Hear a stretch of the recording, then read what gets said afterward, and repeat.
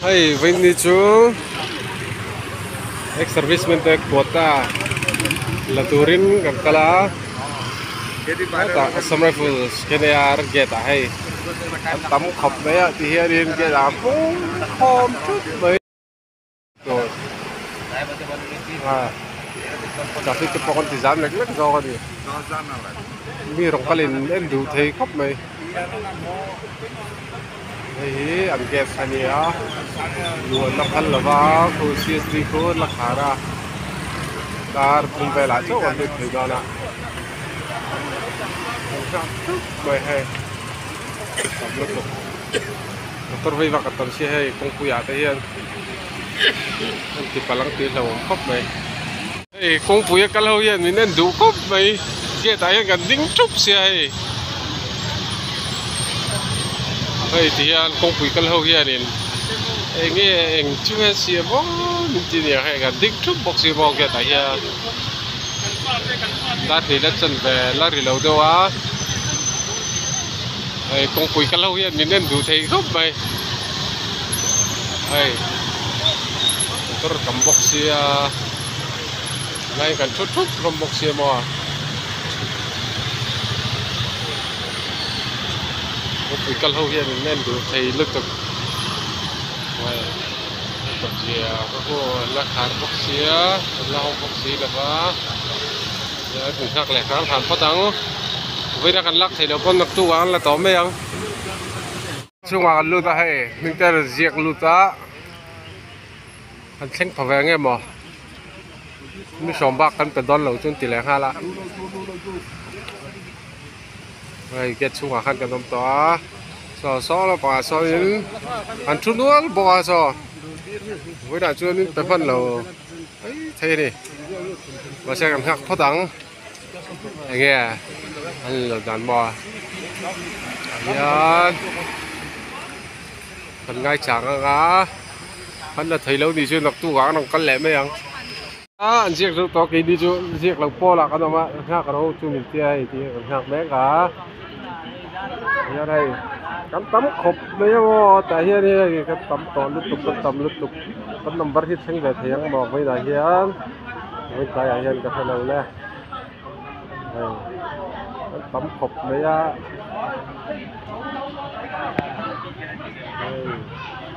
tắm lướt tục toàn tục nữa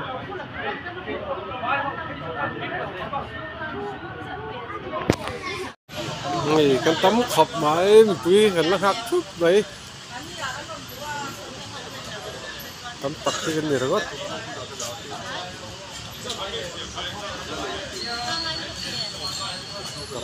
tắm lướt tục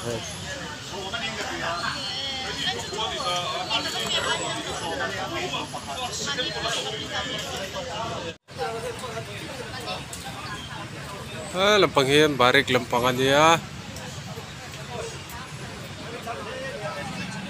hay là hian fresh vegetable soup mình lâu dia khẩn đến lúc ăn hay là hian alu te purun te tomato te hay parbor purun var thì te hay này anh thấy hian fresh vàng ra tại hian aman potlom bazarain là hian in local ram changa di jo in lok dor vet hin don dia helai hi camera ri youtube hey he ta po mar ching te lok dor vet hin don dia he la hi jik lu thira he la hi tam khopa he he la vela ti hian buji te la hi bagwal ta thin turu ne hey lấy tổng khắp mấy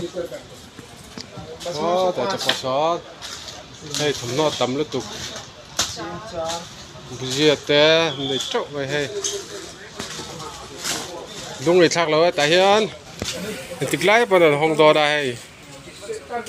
là đo thấy ra cái gì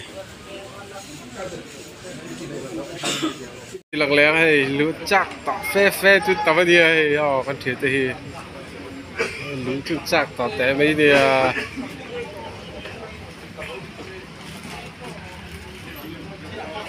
bà thâu bà khát chưa ăn lụt lông đây là cả nung do con đi mà xe lút lăng thế tin tin mà mình lùi mình ăn rồi lắm lẽ rồi cân ê cặp phu chu ít là thế đó lo hey ăn là thế cho cặp phu chu người ta hay bây đồng lếch lếch arvia chụp tung tàu khăn đi ai lâu là thấy lâu mấy thế các bác thì từ từ vào ăn mình thôi đó lòng mà mẹ tu này hiện darli election về là rồi tao hay mi chung chép tàu cái đó anh xong cái chép thì anh khám bằng thì hiện đó tao phải chụp cái hay về khám bằng cái là thầy tu ra chơi ngay không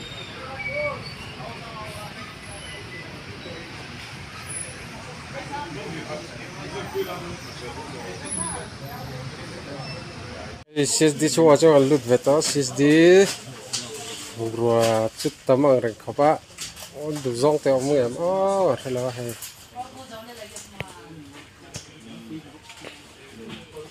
tấm khắp này mình la về thì hiện CSD em đỏ cái chuyện mình đong do cái lắc để ta ta biscuit lâm phong tập phó yung kinte yung biscuit kanya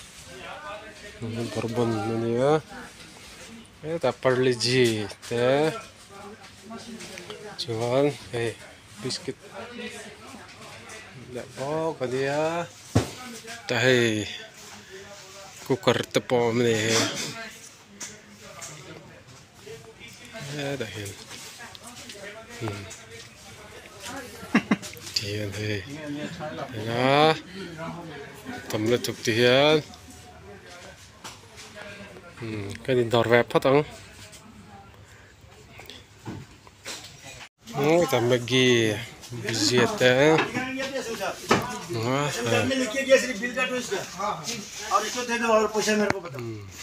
ini ya dimasak mereka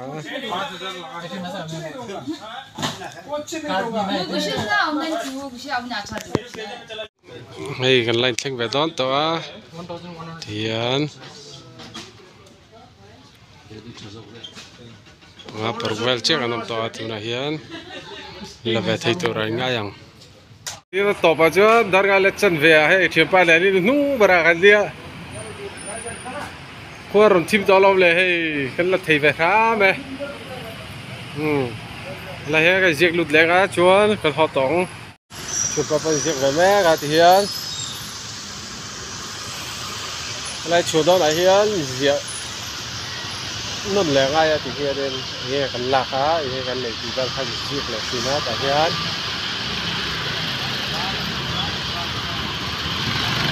rất là khó phát sinh to mình giết dấu thế nhá con họ tổng cái cả bung còn chụp khác đang ăn thế nào thiệt rồi à đây là nó vật quý sáng hơn tóm đấy cái này hiền rất tóm lẹ khóc vậy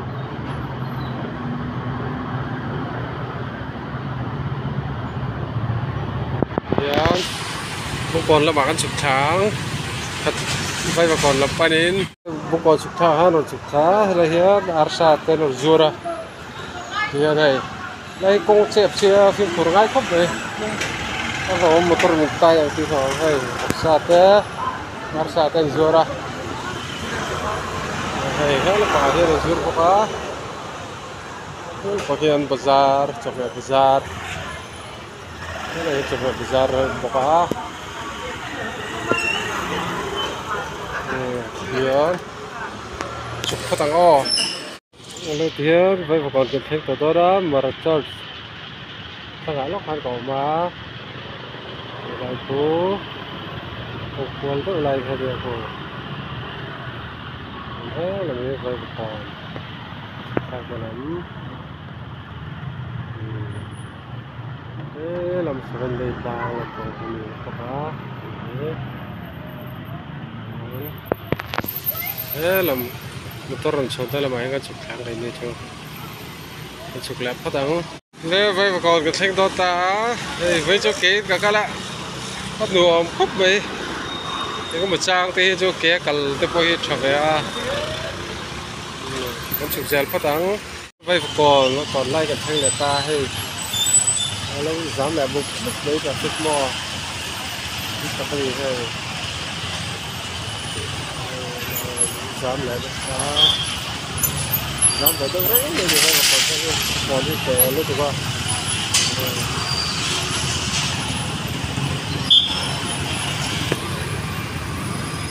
thế thì vậy còn bazaar kan thega lo kom khop maya lo tu lo taxi ho dan ya ya ni 7 day tlang lo kan chau da ni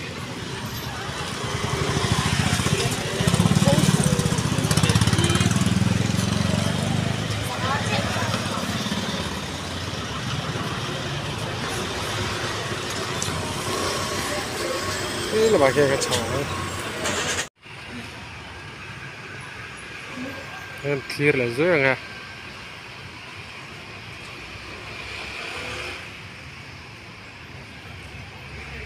mỗi bà sao nó có gì hay electric thứ gì nữa là cứ lại có rằng sau đó vai vào còn cái nhá tiền